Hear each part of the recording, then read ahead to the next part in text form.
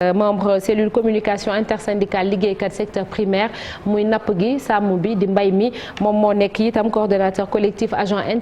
interministériel bu administration bu Sénégal ci kanam ñu dellu si dalal Abdoulaye Cissé ci jàngat bi ak Alioune Tine Afrikajom Center ci nekk suñu gan à tout à l'heure bu 8h jotee incha allah. boo xam ni ne ngeen dafa am ndàmpaay gu ngeen doon jot te jotutu leen ko te nguur gi daf leen cee tànqam lu moo tax ngeen doxalee noonu lu ngeen gënoon faram-fàcceel jàmbat gi lum. asalaamaaleykum auditrice ak auditeur RFM matin Babacar ñu ngi lay ziar di lay remercier ci invitation bi di remercier Georges Déthié Diop di remercier tous les agents n'est-ce pas du secteur primaire et du collectif de l'administration sénégalaise. waaw Babacar question bi nga posé question bu am solo la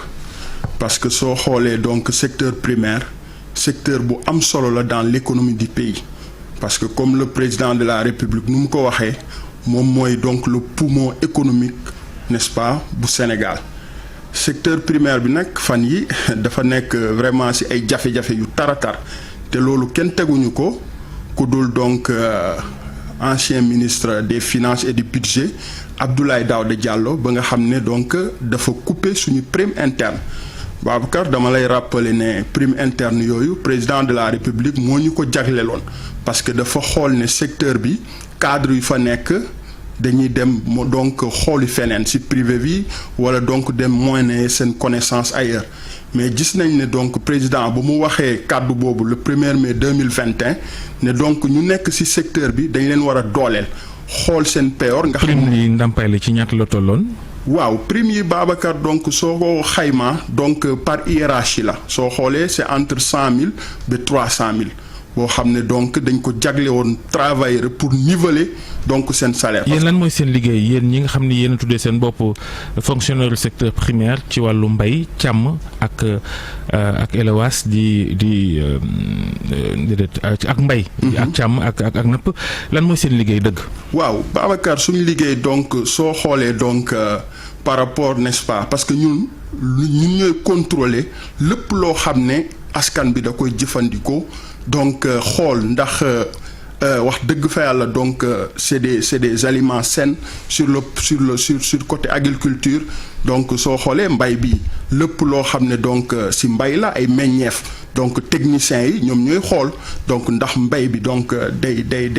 am na solo donc nan lay doxee loolu yëpp donc am na solo soo xoolee ci wàllum napp ji nga xam ne man foofu laa nekk moom laa gën a maîtriser lépp luy xeetu jën buy dugg wala buy génn ci dëkk bi ñun ñoo koy saytu donc suñ ko saytuwul donc askan bi wala suy dem bitim réew duñ ko mën a jëfandikoo soo xoolee ci wàllu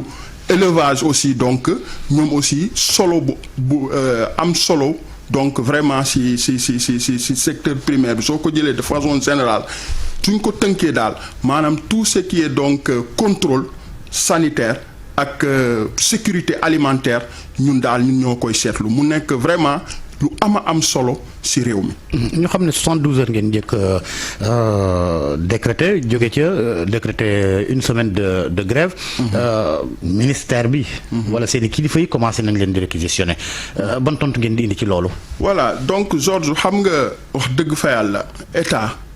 ñun moo njaboote ñëpp travailleurs yu nekk ci l'administration sénégalaise su say donc ndaw wala say collaborateur wala say liggéeykat nekk ci ay jafe-jafe au lieu donc nga xool nan ngay saafara tawat yooyu mais defoo loolu ngay indi ay menaces ay invectives ay intimidation te ñun wax dëgg fa yàlla loolu du ñu tax a reculer tey du ñu tax a reculer ëllëg parce que soo xoolee depuis le 19 mais menaces yooyu fu mu jógee ci ministère. waaw menace boobu fu mu ministère du respectif yi wala ministère des finances. actuellement ministre de l'élevage moom moo nekk véritablement di menacer parce que dafa génnee benn circulaire vendredi passé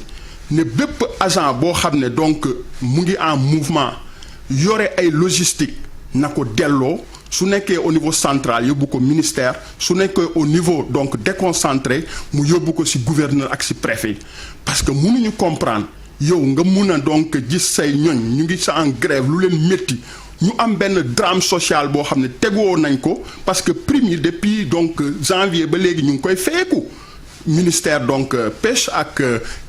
agriculture. est-ce que bañ leen koy fay dañ leen waxoon ni day wéy. non mais absolument xam nga Babacar permis yooyu c'est des solutions internes parce que président de la République ba muy wax nañu trouver des solutions internes sans toucher la masse salariale donc ñun loolu ci budget bi ñun donc suñu prime yu ñu am nii dañ ko xool par rapport n'est-ce pas ak des solutions internes yu nekk ci biir ministère bi mais ñu jël ko def ko compte de dépôt au niveau du trésor agriculture ñoom donc fonds d'intervention bu ñu am ak élevage nga xam ne ñoom décret la ñu am donc ñun sax ñoo tane élevage parce que ñun commencé nañu mos. mais élevage boobu mbaa du grève SERAS bi ci la bokk. waaw mais bien sûr. parce que ñi grève SERAS mooy ñi war a contrôler yàpp bi ba xam baax na baaxul war ko tamponner te fi mu ne nii dégg naa directeur bu SERAS te tudd léegi Sogas. nee na grève ngeen waaye terewul yàpp bi moom gars yi mën nañoo rendi di génnee di jaay te du am contrôle am na ñu tiit ni. wàllu wér-gu-yaram mën na cee sooxe lool ndax nit ñi mën nañoo jënd yàpp boo xam ni contrôlé wuñ ko est-ce que kon danger bi ni ñu koy waxee noonu la toll. mais absolument Babacar fu mu ne nii sénégalais yi surtout au niveau de Dakar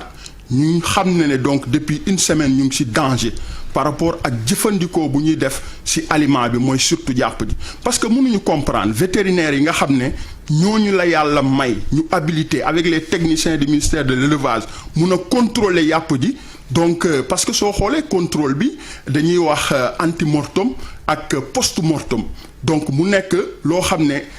suñu indee gàtt gi avant ñu koy rey dañ koy contrôler suñ ko reyee aussi dañ koy contrôler mun a délivrer donc certificat sanitaire buy permettre population bi jëfandikoo mais le directeur du SOGAS donc que nous disons que mu arrêter lu muy def parce que il met la population en danger te ñun on va porter plainte parce que depuis une semaine xam nga ñu ngi koy interpeller waxee ko fu nekk muy continuer n'est-ce pas de mettre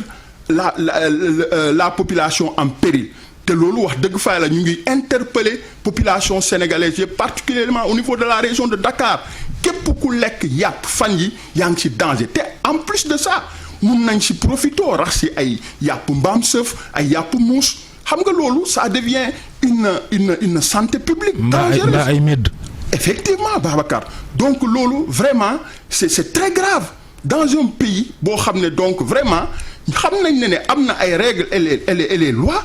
il se permet l'État de faire ce qu'il veut ñun mënuñu comprendre le secteur primaire qui est très important dans l'économie de ce pays xam nga ñu leen di soofantal di leen di menacer di leen di réquisitionner te alors que woowuñu leen autour d'une table de négociation te lu ñuy kaas wax dëgg fa la c'est un droit parce que mënuñu comprendre nga jagleel nit ñi ay primes donc ñu fayeeku ko pendant 5-7 mois nga jékki-jékki ne ko tapit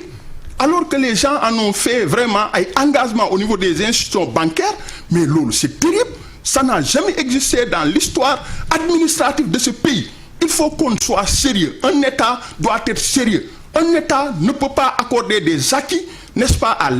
aux agents ba pare mu dellu bu ko nangu mais dans quel pays sommes-nous mais c'est terrible. yow ngay wax danger ci population yi. ndax inspection yeeg lépp lu jëm ci wàllu ndawal geeg nu ni mel mais yemu ca déjà lu jëm ci traitement phytosanitaire yenn gàncax yi décrété ngeen ko. ne doo leen duggati ci usine.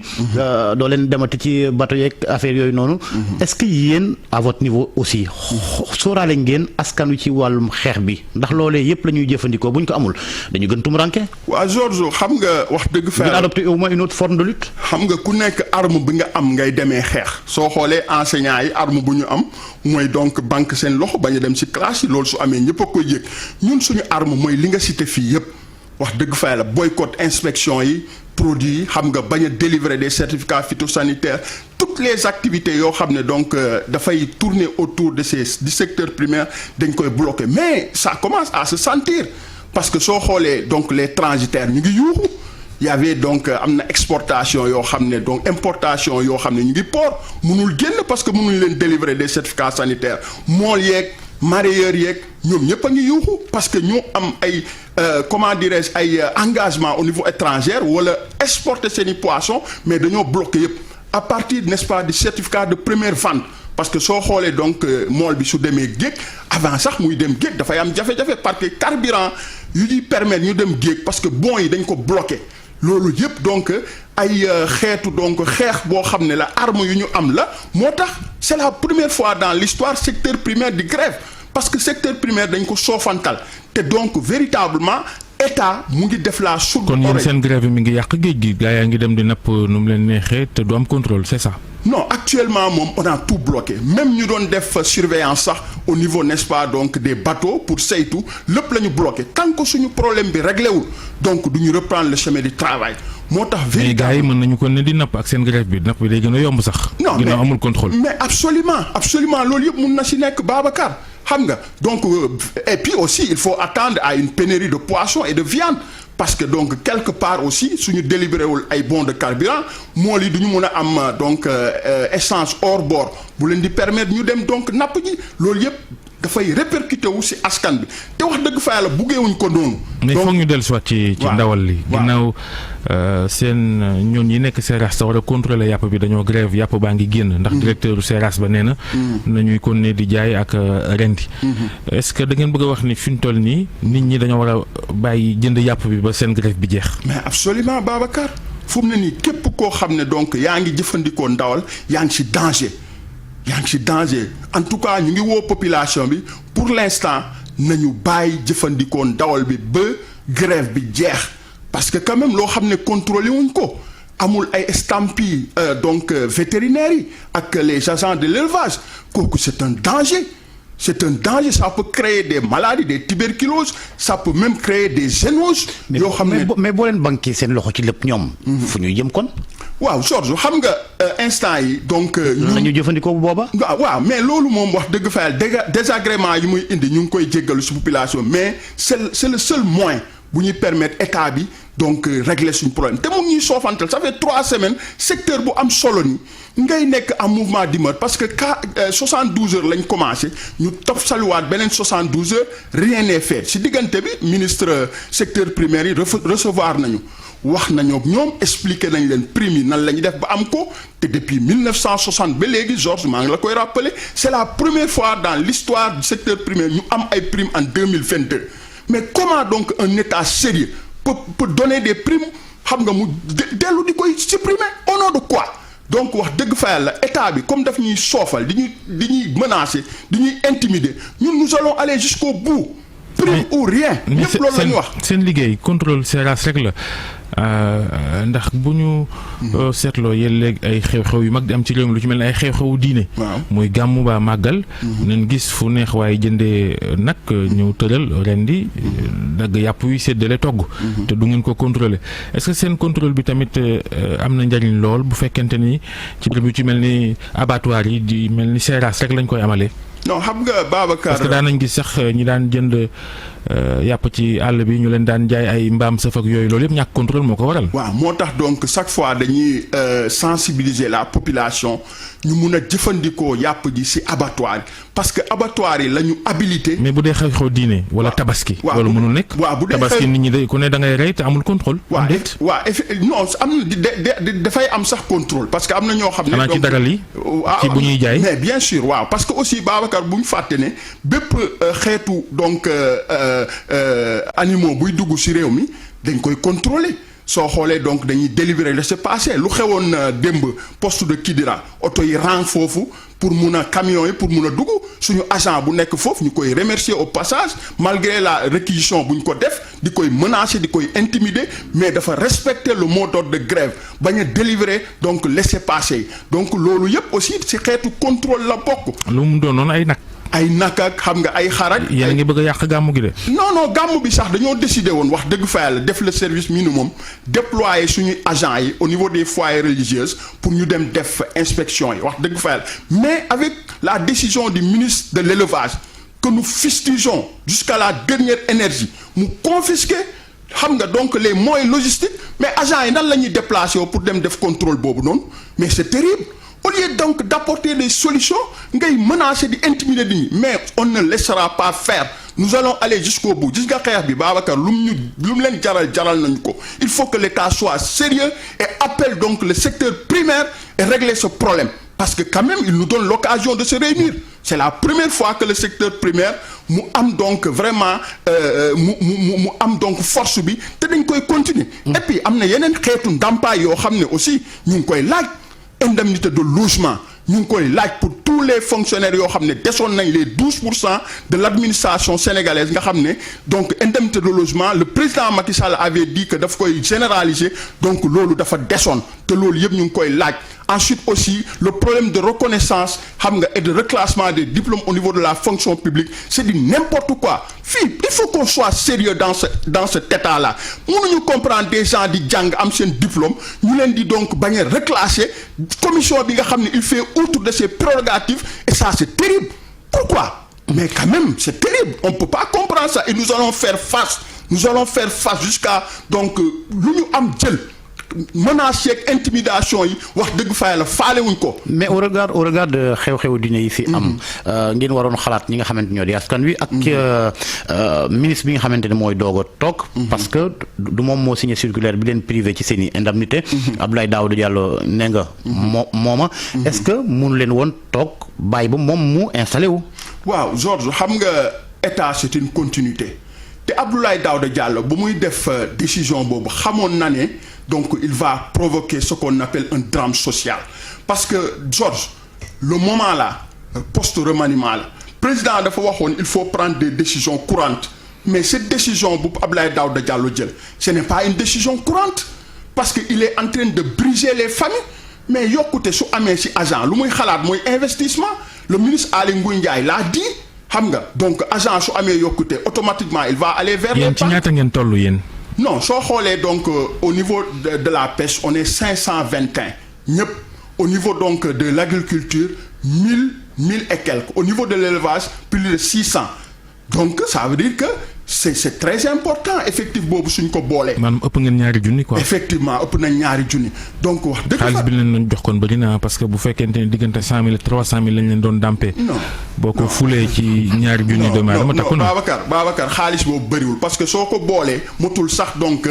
5 milliards te Babacar maa ngi lay wax ne loolu. amul benn impact ci masse salariale parce que président loolu la doon bañ président dafa doon bañ ne ñu donc laal masse salariale bi moo tax ñu trouver des solutions internes kay jeexal na wax ça veut dire que ñun ñoo xool donc nan la ñuy orienter suñu yenn donc fonds yi pour que ñu mun a motiver agents yi et le président était d'accord élevage nga xam ne donc dañoo am décret ñu war a am arrêté d'application mais Abdoulaye Daouda Diallo ba ñu signé arrêté bi ba pare jël cette note circulaire qui est inédite. est-ce que da ngeen ko yaakaar ci ki ko remplacer mu def loolu. absolument ku ko remplacer am nañu yaakaar ci moom parce que vraiment écho yu ñu am ci moom c'est des échos favorables. buy won ne donc suñuy jafe-jafe dina ko saafara. jërëjëf te loolu la ñuy ñaan. waaye nag wàllu ndawal gi moom grève bi moom war ngeen ko xoolaat parce que yéen a ngi waaj a yàq cere gàmmu gi jërëjëf Omar Dramé bokk ci cellule communication intersyndicale des travailleurs du secteur primaire maanaam liggéeykatu nguur gi nga xam ne ñoo nekk ci napp bi ci mbay mi ak ci càmm gi doon ay techniciens di contrôler lay bawoo ci yëngu-yëngu yooyu le te ñu war ko jëfandikoo ciw ñam jërëjëf mbokk yi jërëjëf Georges ñu itam soxna naata ak ñi mu àndal yéen ak jàmm. merci beaucoup Babacar Georges Déthié Diop ak seen gan di leen ñaanal kenn dal ak jàmm ak programme RFM ñu dellu si ci ñaareelu pàcc info matin 8h jot na ci kanam incha allah Abdoulaye Cissé dina fi teew ci jàngat bi mu fas yéene waxtaan ci accident yi ñu nemmeeku fan yi ci réew mi semaine ba weesu daanaka ñaar fukki nit ci gàtt wala lu mu néew ñàkk nañ seen bakken ci tali yi dinañ ci waxtaan Alioune Tine mi taxawal Afrikajom Center moom dinañ ko dalal itam boor 8h45 lay doon léegi ñu jàll ci xibaar yi ñu yaatal ko ak Cheikh Tidiane Diaw.